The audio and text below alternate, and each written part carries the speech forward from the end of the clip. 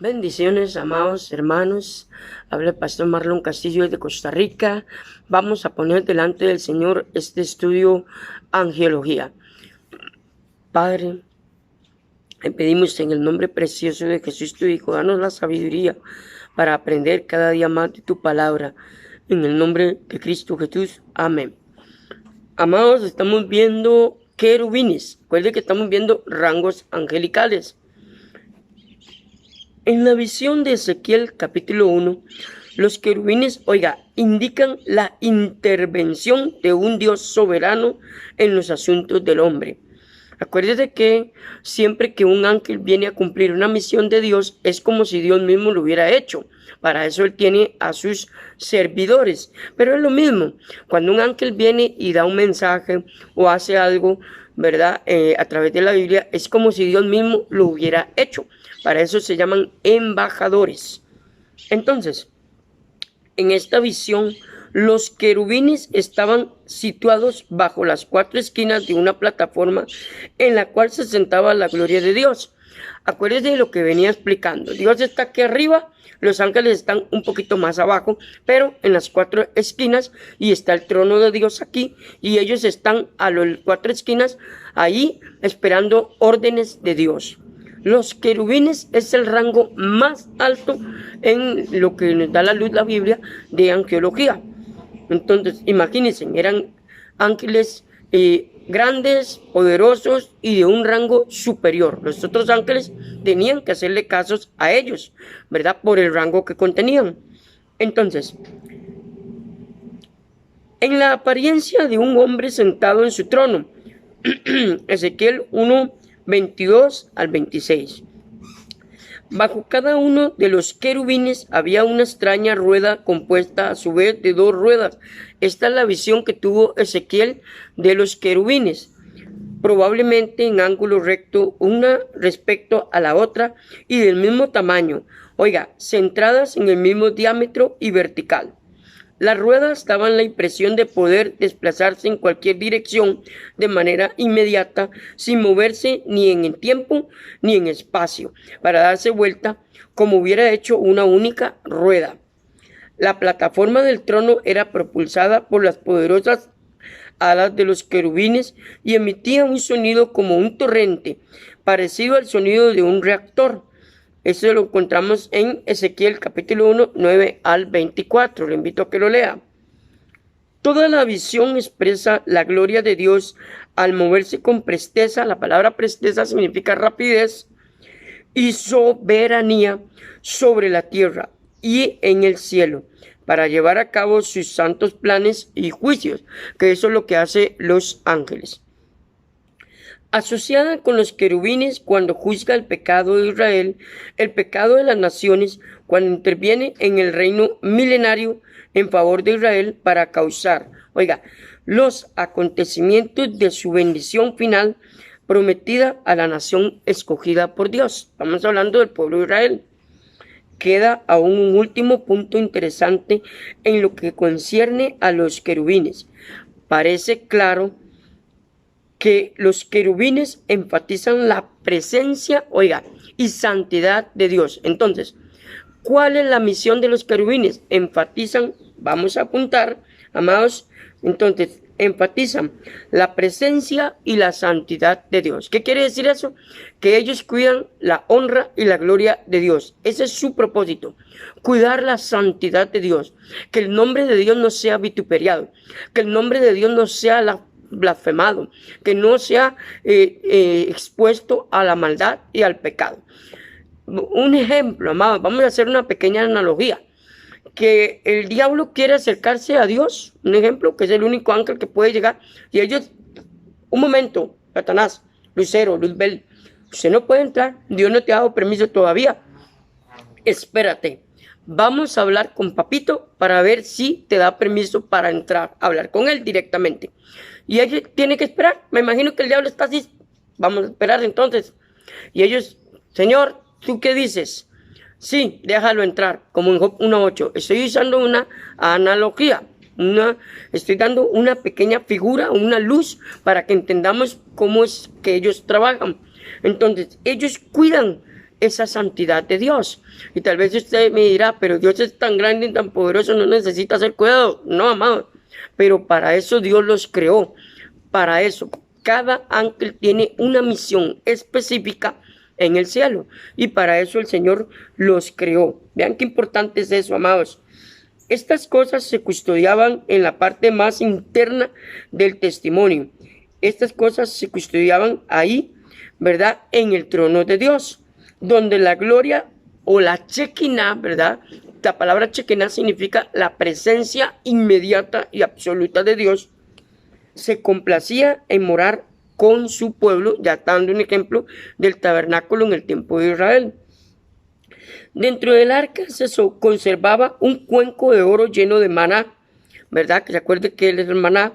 La vara de Aarón, que todavía eso está acuérdese que todos estos implementos están en el arca, que reverdeció, y las tablas de la ley, Hebreos 9:24.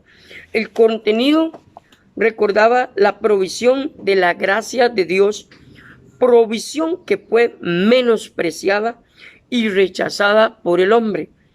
Cuando el sumo sacerdote entraba una vez al año, ¿verdad?, para rociar la sangre de la expiación por los pecados, todo eso usted lo va a encontrar en Levítico, en Números y en Deuteronomio.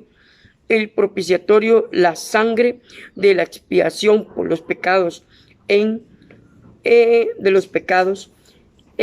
propiciatorio, y la reparación de los pecados. Levítico 17:11.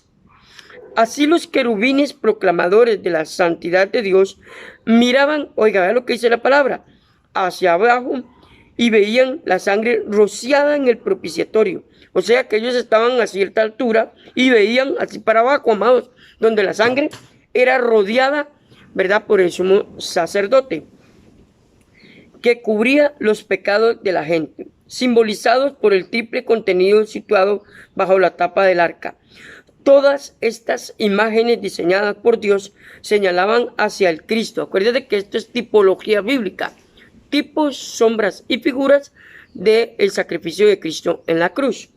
Todas estas imágenes diseñadas por Dios señalaban hacia Cristo, quien derramaría su sangre no solo para cubrir los pecados, sino para desecharlos a través de su propio sacrificio. Hebreos 9:6-14 y al 25. Al dar testimonio del derramamiento de la sangre provista por Dios, los querubines de gloria, Hebreos 9:5, no solo protegían la gloria de Dios, sino que proclamaban la gracia de Dios, gracia que salvaba y permitía el acceso del hombre, tanto en la simbología del Antiguo Testamento como en la realidad en Cristo del Nuevo Testamento. Eso es, y se llama, amados, tipología bíblica.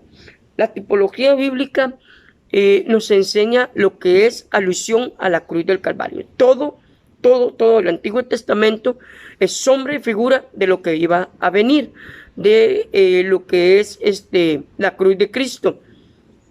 Entonces, para eso hay que leer Hebreos, amados, para poder entender lo que es el sacrificio de la cruz de Cristo. Le invito a que lea Hebreos. Vamos a continuar con otro ser angélico, serafines. ¿Quiénes son los serafines? Otra de las categorías especiales de ángeles es la de los serafines. También ellos, como los querubines, están estrechamente asociados, oiga, a la gloria de Dios. Un ejemplo, amados, están aquí de primero, vamos a hacer numeración. Los querubines, después siguen los serafines y después vamos a seguir con otros rangos. Entonces, segunda clase, en el orden angélico, son los serafines. Ok, y es probable que entre ambos exista un cierto parentesco. Se parecían mucho, ¿verdad? Llamémoslo así físicamente para que entendamos. Descripción, vea la descripción que se da en la Biblia de los serafines.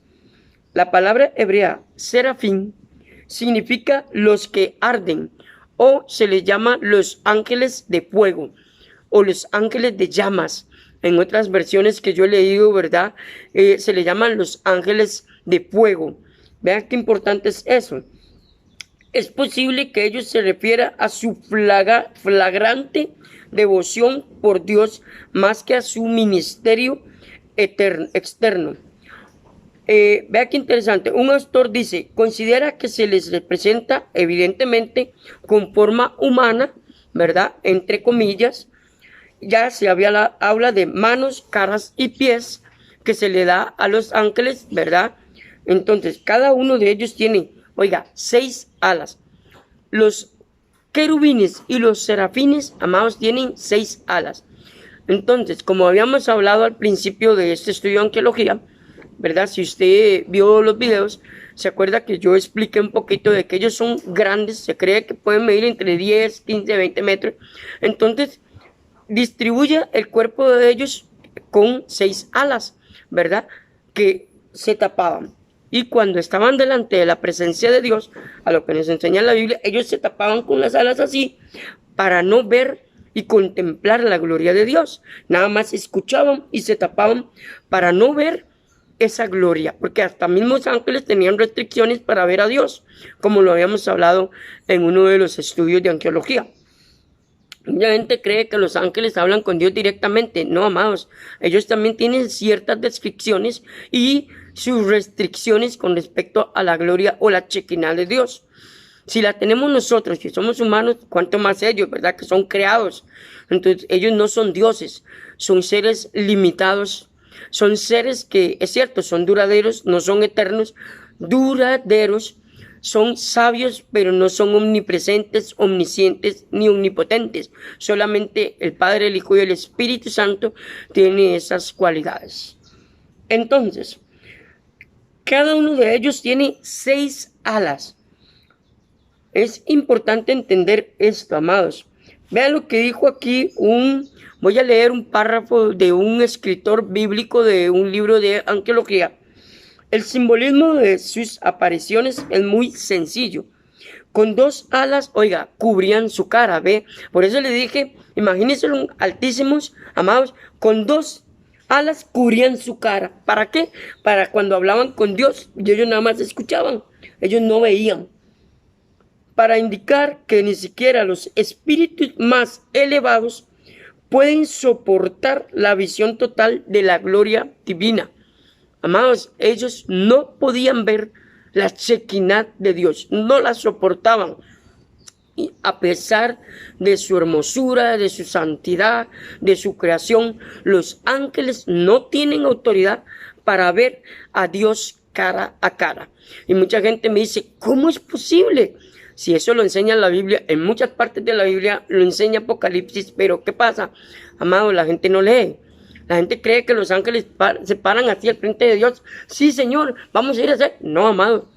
Ni ellos pueden ver la gloria de Dios.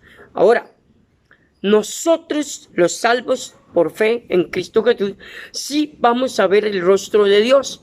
Ese va a ser un privilegio, amados, que usted y yo como hijos de Dios vamos a tener. Algo que los ángeles nunca han tenido en toda su existencia. Nosotros sí vamos a tener ese privilegio, ver al Señor cara a cara. Entonces, eso está en Apocalipsis. Vamos a continuar. Con 2 más, oiga, se cubren los pies. Y usted me dirá, pero Marlon, ¿por qué se cubren los pies? Si usted estudia Levítico, Deuteronomios, dice la palabra que cuando el sumo sacerdote iba a entrar al lugar santísimo, él se tenía que bañar completo de pies a cabeza para poder entrar ante la presencia de Dios. Y voy a dar un ejemplo de lo que pasaba. Siempre los sacerdotes se ponían un mecate con una campanita. Resulta ser que cuando esa campanita sonaba, significaba que el sacerdote no era aceptado por la gloria de Dios y caía muerto. Entonces, habían judíos afuera, obvio, sosteniendo el cable, ¿verdad? O llamémoslo así, el mecático con que era atado el sacerdote. Y cuando la campana sonaba, decían, bueno, cayó, no fue aceptado por el Señor, caía inmediatamente muerto. Y lo jalaban, ¡pac! Lo sacaban y afuera había otro sacerdote esperando turno para entrar. Me imagino, amados, que ese pobre que estaba ahí afuera decía, yo quiero ser aceptado. Seguro decía, si no, me despido de todos porque voy a caer. Porque era tanta la gloria de Dios, amados, que si él no era aceptado por la misma chequina de Dios, caía muerto. Si Dios veía que sus vestiduras no eran puras, no eran santas. Y, amados, vea qué interesante, la Biblia enseña, si usted lee Levítico con atención, que ellos usaban una especie de calzoncillo, porque tenían que cubrirse sus partes íntimas delante de Dios. A pesar de que Dios todo lo ve desnudo y está descubierto, Dios siempre pedía que su santidad fuera respetada. Entonces, vea qué interesante, que hasta en ese detalle Dios se preocupaba. Me imagino que ellos se lavaban los pies, se ungían, se perfumaban. ¿Qué no hacían? Y estaban los pies súper ultra limpios, ¿verdad? Para poder entrar a la gloria de Dios. Por eso es que los ángeles se tapaban los pies. ¿Por qué? Porque eso es una señal de respeto hacia la santidad de Dios. Entonces, vea qué importante es ir aprendiendo tipología bíblica. Entonces, vea qué importante es esto. Con dos más se cubrían los pies para simbolizar su reverencia. Muestran la vacilación de poner los pies en terreno santo sin ser invitado. Otro detalle que usted puede leer con atención en el Pentateuco es que ellos entraban descalzos. Mucha gente cree que entraban con sandalias. No, amados. ¿Se acuerda cuando en el monte Sinaí se le presentó a Moisés, y lo vemos en las películas, se le presentó la Shekinah de Dios a Moisés, y Dios le dijo, quítate las sandalias, porque el lugar que está santo es. Me imagino que también eso pasaba a la hora de entrar al lugar santísimo, que ellos tenían que entrar descalzos. Entonces, vea qué importante. Y con dos alas más volaban, lo que expresa la prontitud con la que ejecutan las órdenes divinas. Aquí viene otro detalle de los ángeles, que mucha gente cree que todos los ángeles tienen alas. Amados, no todos los ángeles tienen alas. Mucha gente cree que todos los ángeles tienen alas. No, no todos los ángeles tienen alas. Solo los rangos más altos tenían alas, ¿verdad? Como por ejemplo los querubines y los serafines. Conforme voy hablando de los que faltan, les voy a decir quiénes sí tienen alas y quiénes no tienen alas. Entonces, del trono de Jehová se daban voces unos al otro como en coros antifonales. Santo, santo, santo. Esta expresión, amados, santo, santo, santo, significa, y si usted hace un estudio de esta palabra, quiere decir Santo Padre, Santo Hijo y Santo Espíritu Santo. Evoca a la Trinidad. Padre, Hijo y Espíritu Santo. Muchas veces yo escuchaba a la gente, ¿verdad?, en coros y en cánticos, Santo, Santo, Santo, oh Dios de la tierra. Y la gente cuando adora, porque es una expresión de cúltica, de adoración, yo a veces le he preguntado, ¿usted sabe qué significan esos tres santos en la Biblia? Un día, hace muchos años, cuando yo estaba estudiando Apocalipsis, me curioseé sobre esa palabra, y yo dije, ¿por qué tres veces se menciona? Empecé a investigar en libros de escatología, teología, diccionarios bíblicos, teológicos, y me encontré que significa Dios Padre, Dios Hijo y Dios Espíritu Santo. Y yo dije, wow, qué increíble, yo no sabía esto, no sabía que esta expresión, y fue como de Dios, ¿verdad?, que se me metió esa curiosidad de investigar, porque yo siempre escuchaba en alabanza, en adoración, ¿verdad?, que hay veces uno canta Santo, Santo, Santo. Y yo me quedé así, porque cuando yo estudié Juan, dice desierto, desierto te digo, yo dije, ¿por qué se repite la palabra? Tiene que haber un significado más fuerte. Entonces, cuando una palabra se repite en un párrafo, yo siempre la investigo para ver el valor de esa palabra. Y cuando descubrí qué significa santo, santo, santo, amados, el asombro que tuve, y dije, gloria a Dios, y vi la importancia de estudiar las palabras bíblicas, amados. Santo, Dios Padre, Dios Hijo y Dios Espíritu Santo. De ahí en adelante mi concepto de esa palabra cambió, y ahora la enseño y le explico a la gente. Búsquenlo en diccionarios bíblicos, teológicos, se dará cuenta que esa expresión santo, santo, santo, como desierto, desierto te digo, que aparece en Juan, amados, significa que después de esa palabra viene una verdad profunda y literal. Eso es lo que dice desierto, desierto te digo. ¿verdad?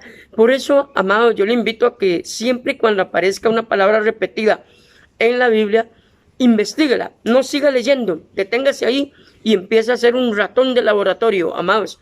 Investigue el significado de esa palabra porque, amados, le cuento que va a descubrir una riqueza de sabiduría como yo, enorme, y se va a asombrar del significado de la palabra. Aún así, implícitamente el Señor nos habla de la Trinidad y a veces no entendemos al no estudiar la Biblia como tiene que ser. Amados, quedamos hasta aquí. Si el Señor lo permite, nos vemos en nuestro próximo estudio Angiología. Un abrazo desde Costa Rica. Bendiciones para usted y toda su familia. Suscríbase a este canal, active la campanita, invite a otros a ser parte de este su canal. Que el Señor me los bendiga. Un abrazo a la distancia.